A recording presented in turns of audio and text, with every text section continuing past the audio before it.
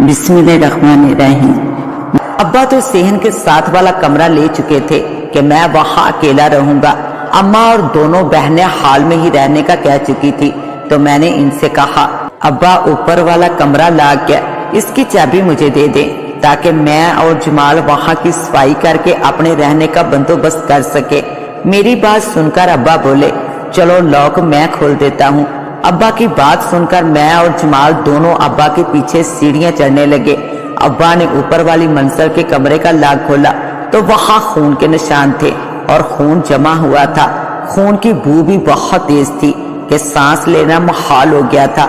मैं और जमाल बू की वजह से नाक पर हाथ रखकर खांसने लगे और रूम से बाहर निकल गए।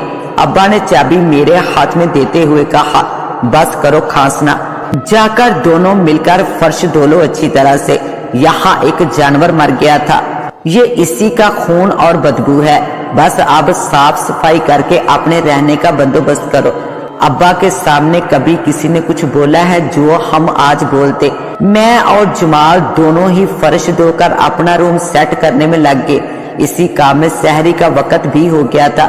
मैं और जमाल नीचे आकर सहरी करने में मसरूफ हो गए। सहरी और नमाज से फारिग होकर कुरान की तिलावत की। थोड़ा आराम करने के बाद हम सब अपने अपने मशागल में लग गए। मैं उस वक्त यूनिवर्सिटी का तालिब इल्म था, अपनी पढ़ाई में मगन था। अब्बा भी अपनी जॉब पर चले गए। दिन भर तो अम्मा और बहनें काम और आराम में मसरूफ रही। अफ्तार के बाद जब रात का खाना खाकर हम सब सो चुके थे अपने अपने पोर्शन और कमरों में, कि अम्मा को ऐसा लगा कि मैंने आखिर इनका अंगूठा पकड़कर इन्हें घसीटा है। वो बुरी तरह चीखने लगी तो मैं और जमाल ऊपर से नीचे आ गए। अब्बा भी अपने कमरे से आ गए। अस्मा और उस्मा भी बहुत खौफजदा सी थी अम्मा के चीखने पर।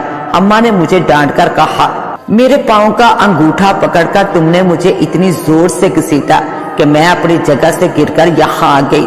तुमने ऐसा क्यों किया बिलाल? माँ की बात सुनकर मैं जमाल को देखने लगा और जमाल मुझे देखने लगा, क्योंकि हम दोनों एक साथ ही नीचे आए थे।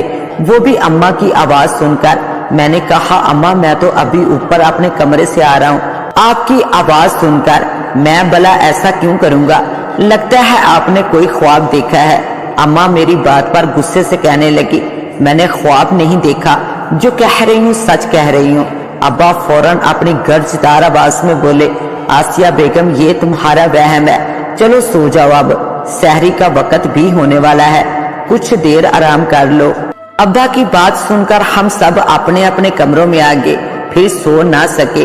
कुछ देर बाद सहरी का वक्त हो गया था और रोज के मामूल के मुताबिक अपने अपने मशागल में मसरूफ हो गए। इफ्तार के बाद रात का खाना सोचा कि खुली फिजा में क्यों न खाया जाए, यानी छत पर। तो हम सब खाने का सामान छत पर ले गए। अम्मा हाइपर टेंशन की मरीज है, तो खुली फिजा में रहना इन्हें अच्छा लगता है। खाना वगैरह खाकर हम सब कुछ न कुछ सामान लेकर नीचे आ गए। बाकी के बर्तन उठाने के लिए छोटी बहन अकेली छत पर गई तो इसने जोर जोर से चीखना शुरू कर दिया। इसकी आवाज पर हम सब भागते हुए छत पर गए तो उस्मा खौफ के मारे बहुत जोर जोर से कांप और चीख रही थी।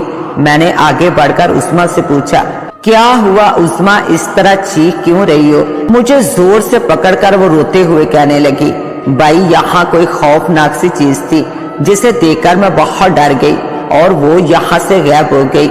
अब्बा और मैंने इसे इसका वहम बताकर इसे नीचे ले गए। अगले दिन अस्मा किचन में खाना बना रही थी कि पीछे से किसी ने इसे जोर से नोचा तो वो घबराकर चारों तरफ देखने लगी, मगर वहाँ कोई नहीं था। इसके बाजू में दर्द हो रहा था नोचने के बाइस। वो डर गई। इसने अम्मा और उस्मा को बताया तो अम्मा और उस्मा भी घबरा गई, क्योंकि रात में बर्तन गिरने की आवाजें आना और छत पर बातें करने की बहुत आवाजें आती थी। कोई थप्पड़ मारकर चला जाता, कोई नोच कर चला जाता, देखने पर कोई नजर न आता। हमें इस घर में आए 1 हफ्ता हो चुका था और अम्मा, अस्मा, उस्मा तीनों बुरी तरह खौफजदा हो चुकी थी। अब्बा तो डांट कर सबका वहम बताकर चुप करवा दिया करते थे। इनसे बात करना ही फजूल होता था। मैंने भी इन सब बातों को वहम के तौर पर ही लिया था। जमाल भी इन तमाम बातों पर संजीदा न था, जबकि बर्तनों के गिरने और छत पर बातें करने की आवाजें हम भी सुनते थे। बिरयानी हम सब बहुत शौक से खाते हैं। मैंने फरमाइश कर दी कि आज इफ्तार में बिरयानी बना लो, मैं खजूर खाकर शरबत पीकर नमाज पढ़कर फारिग हुआ और सोचा कि आज बिरयानी सेर होकर खाऊंगा। मैंने कहा अस्मा तुम मेरे लिए खाना निकालकर मेरे कमरे में रखाओ, मैं बस अभी ऊपर आता हूँ। अस्मा ने एक प्लेट में बिरयानी निकालकर ऊपर कमरे में रख दी। मैं जैसे ही अपने कमरे में गया तो बिरयानी वहां से गायब हो चुकी थी। मैं खाली प्लेट लेकर नीचे आया और अस्मा से कहने लगा इस खाली प्लेट का मैं क्या करूं? जब तुम ऊपर ही खाकर आ गई तो मेरे लिए दूसरी प्लेट में निकाल कर रख देती। मेरी बात सुनकर अस्मा कहने लगी भाई मैं अभी अभी तो प्लेट भरकर बिरयानी ऊपर आपके कमरे में रख कर आई हूँ, भला मैं ऐसा क्यों करूंगी? इसकी बात पर मैंने कहा तो बिरयानी कहाँ गायब हो गई, मुझे अब फिर से निकाल कर दो।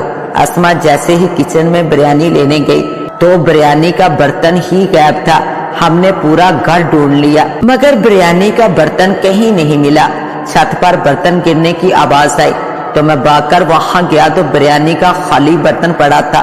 मैं सर पकड़कर बैठ गया कि आखिर ये सब क्या हो रहा है, क्योंकि हम सी सेंटर के इलाके में नहीं थे। मोहल्ले वालों से इतने तल्लुकात अभी नहीं थे। हमारा घर सेंटर का था, दोनों तरफ पड़ोस में घर थे। मगर हैरत की बात ये थी कि दिन के वक्त तो वो लोग अपनी अपनी छतों पर आ जाते थे, मगर रात के वक्त इस पूरी गली के लोगों को मैंने इनके ही घरों की छतों पर इन्हें कभी नहीं देखा था। बस हम लोग ही अपने घर की छत पर जाया करते थे। एक दिन मैं अपने दोस्तों से मिलकर वापस घर आ रहा था कि अपने पड़ोसी अंकल को बाहर देखा